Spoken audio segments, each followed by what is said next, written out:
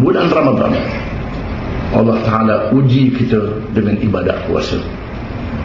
Kita sanggup ikut perintah Allah Ta'ala, hingga makan, hingga minum, hingga memuaskan hawa nafsu dengan rasa letih, dengan sabar, kerana tunduk kepada perintah Allah Subhanahu Wa Ta'ala. Maka puasa mengajar kita untuk menjadi orang-orang yang taat kepada Allah, yang bertakwa kepada Allah. Bagaimana kita nak taat kepada Allah? Maka Allah Ta'ala turunkan Quran. Tengok dalam Quran, bagaimana nak beramal dengan Quran, diajar oleh Nabi Muhammad sallallahu alaihi wasallam. Ikut Quran, beramal dengan Quran ni tidak mudah. Sejak Nabi Adam lagi diganggu oleh iblis, sehinggalah zaman Nabi Muhammad sallallahu alaihi wasallam diganggu oleh musuh-musuh iblis dan bala tentera dia yang tidak setuju dengan Islam, terpaksa berlawan. Maka Allah Ta'ala jadikan di bulan Ramadan berlakunya peperangan Badar. Walaqad nasarakumullahu bi Badrin wa antum adillah fattaqullaha la'allakum tashkurun. Dan sesungguhnya Allah Ta'ala telah menolong kamu pada hari peperangan Badar, ketika kamu dalam keadaan hina dan lemah, supaya kamu bersyukur kepada Allah. Berlaku pada tahun yang kedua Hijrah, 17 Ramadan, hari Jumaat. Nabi SAW keluar dengan sahabat-sahabat dia, yang jumlah bala tentera Islamnya 313 orang. Lalu mereka terserempak dengan bala tentera musyrikin yang jumlahnya 1000 lengkap dengan senjata. Tentera musyrikin disokong oleh iblis.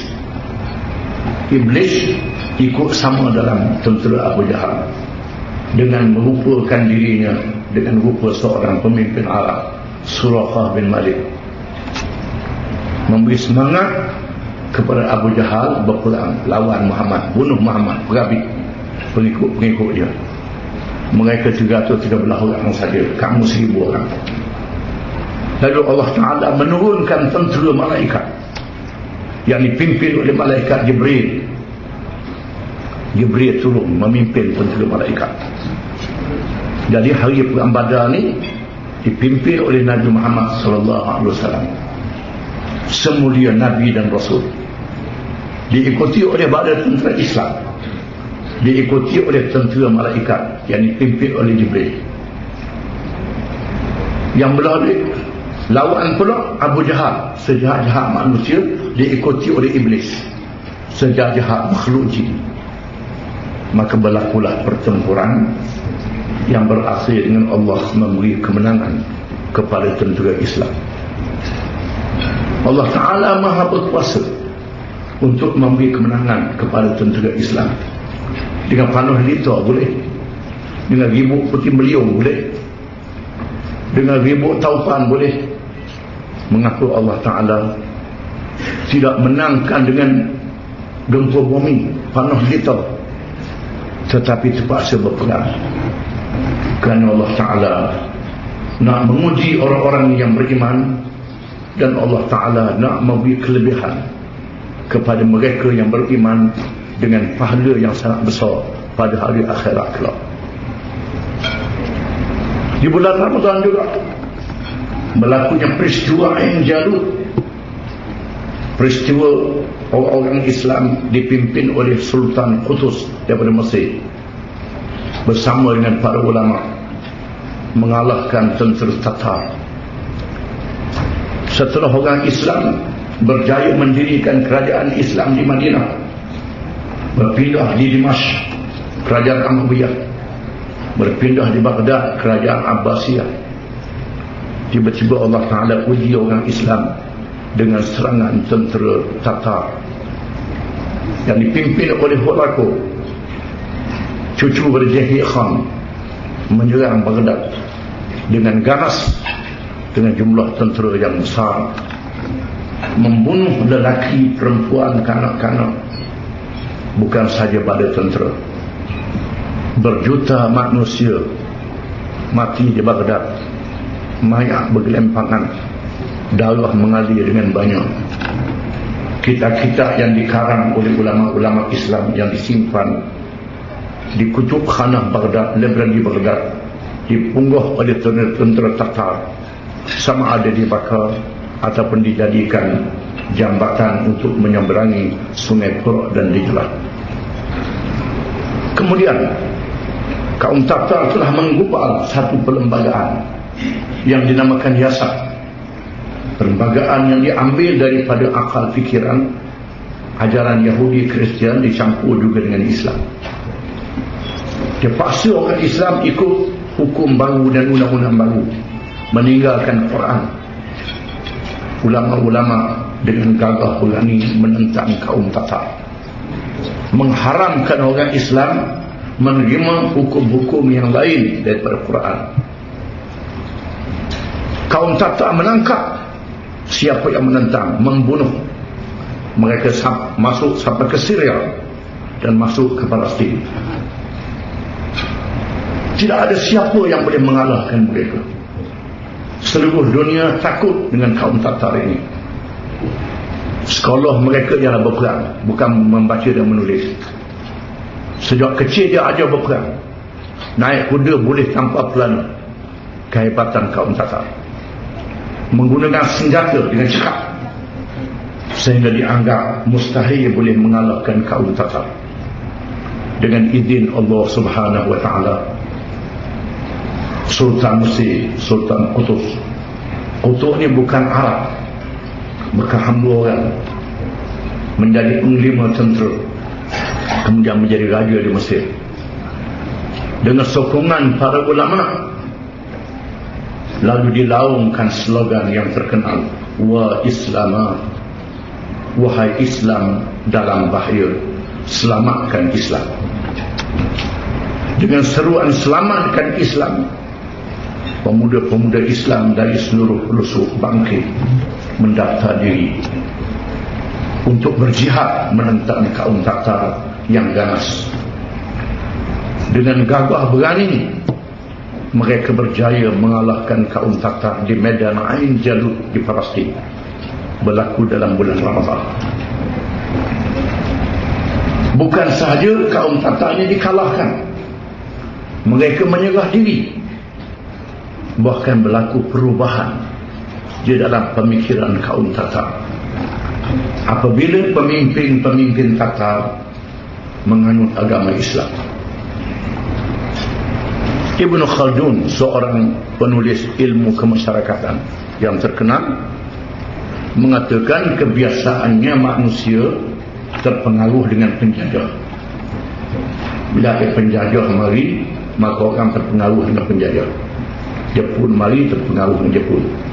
Orang putih mari, terpengaruh dengan orang putih. Di Indonesia terpengaruh dengan Belanda. Di Afrika terpengaruh dengan Perancis. Di negeri kita Malaysia terpengaruh dengan Inggeris. Biasanya penjajah mempengaruhi rakyat. Mempengaruhi bukan sahaja tunduk kepada penjajah, mempengaruhi budaya dan cara hidup. Kebiasaan berlaku dalam masyarakat. Tetapi dalam sejarah Islam, di zaman orang Islam kuat berpegang dengan Islam, mempertahankan Islam, orang Islam bukan sahaja berjaya mengalahkan kaum Tatar. Tiba-tiba kaum Tatar yang menjajah menganut agama Islam, menjadi orang-orang Islam. Sebahagian mereka mendirikan negara di India, dikenali dengan negara Mughal ataupun negara Mongol di India, yang melahirkan tokoh-tokoh yang terkenal, bukannya tokoh yang zalim. Yang zalim seperti Akbar negeri itu tokoh yang kafir, bukan Islam. Yang terkenal ialah Aurangzeb Al-Inkir, cucu berakbar, yang menegakkan Islam di India. Sekiranya tidak datang penjajah Inggeris, dikatakan seluruh India berjaya diislamkan oleh Alim Kir Aurangzeb. Di mana Aurangzeb Alim Kir ini dari kaum Tatar. Ini hasil daripada kemenangan Islam di Ain Jalut yang berlaku di bulan Ramadan. Ramadan adalah bulan kita beribadat, bulan perjuangan, bulan kemenangan. Bukan saja menentang hawa nafsu, taat kepada Allah, meninggalkan larangan. Bahkan di bulan ini juga Islam telah berjaya mengalahkan musuh. Pada tahun 1973, tahun 73, lebih kurang 30 tahun lebih, 40 tahun yang lalu, di bulan Ramadan, 6 hari bulan Ramadan, tentera Mesir telah mengalahkan Israel. Kita tak pernah dengar Israel ini kalah. Tahun 73 bulan Ramadan, tentera Mesir mengalahkan Israel dan berjaya menawan kubu Barlif. Kubu Barlif yang dibina di Terusan Swiss oleh General Engineer dia Halim Barlif dengan belanja 200 juta dolar. Tidak ada siapa yang boleh menembusi kubu Barlif ini. Dia anggap itu sesuatu yang mustahil. Tahun 1973, tentera Mesir yang dipimpin oleh General Sa'duddin Asyadali dengan semangat Islam yang ditanam kepada tentera Mesir telah berjaya mengalahkan Israel dalam perang 73. Di sinilah musuh-musuh Islam ni cukup takut kalau orang Islam ni mendirikan negara Islam, kembali melaksanakan Islam. Kalau berpegang dengan Islam, orang Islam akan menjadi kuat, menjadi mulia dan menguasai dunia. Bulan Ramadan mengajar kita supaya kuat berpegang dengan agama, ikut perintah Allah, meninggalkan larangan. Dan Allah Ta'ala beri hadiah di bulan Ramadan ni dengan Lailatul Qadar, satu malam yang dipilih, yang tak diberitahu bila-bila. Beribadat pada malam itu menyamai 1000 bulan. 1000 bulan ni 80 tahun lebih. Dan Allah Ta'ala perkenankan doa di bulan Ramadan masa kita berpuasa. Orang yang berpuasa dia beri pahala, orang yang uzur dia beri pahala kerana uzur dia, dan dia qada. Dan berdoa di bulan Ramadan diperkenankan oleh Allah Ta'ala.